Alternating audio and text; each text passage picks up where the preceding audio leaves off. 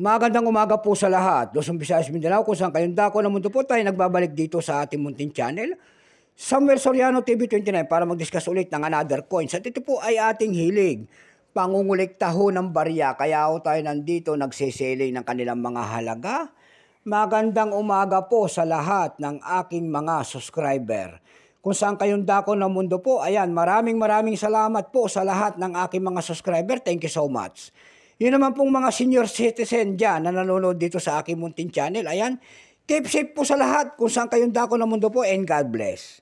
Yun naman pong mga nanonood doon sa aking FB page, Samuel Soriano, lahat po na nakapalo doon sa akin. Thank you so much din po sa lahat. Yun naman pong hindi pa po nakapag-subscribe dito sa aking YouTube channel.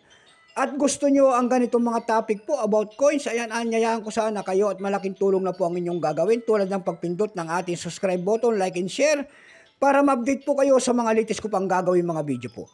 Ang pag-usapan po natin ngayon ay pera po ng ating bansa.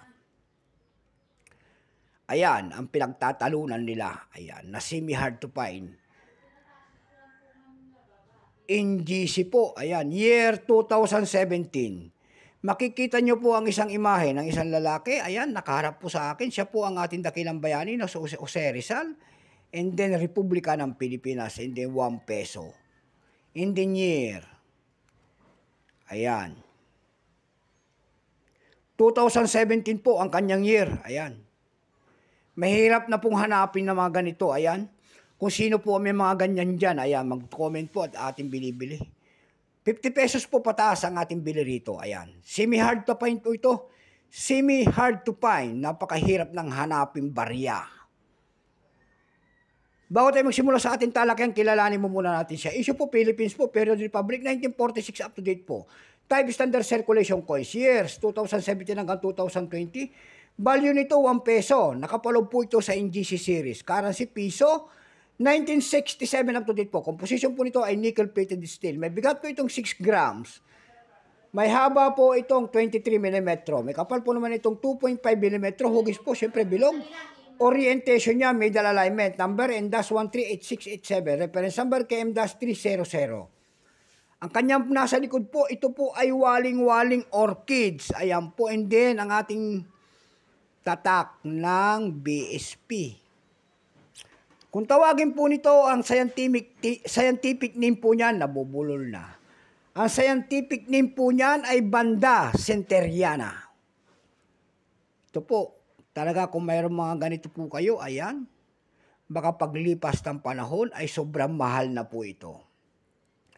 Ito pong year 2017 po, ito po ay 10%. Kung tawagin naman ito ay meat mark near Jose Rizal, regular hair.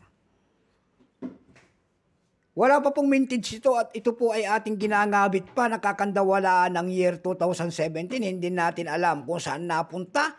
Naitago na yata lahat ng mga kolektor ang year 2017 na hawak natin. May price na po ito doon sa ating numista.com. Ayan. Yung kanyang very fine ay 71 pesos, extra fine 96. Almost uncirculated 96. Uncirculated nito ay nagkakahalaga na po na 96 pesos.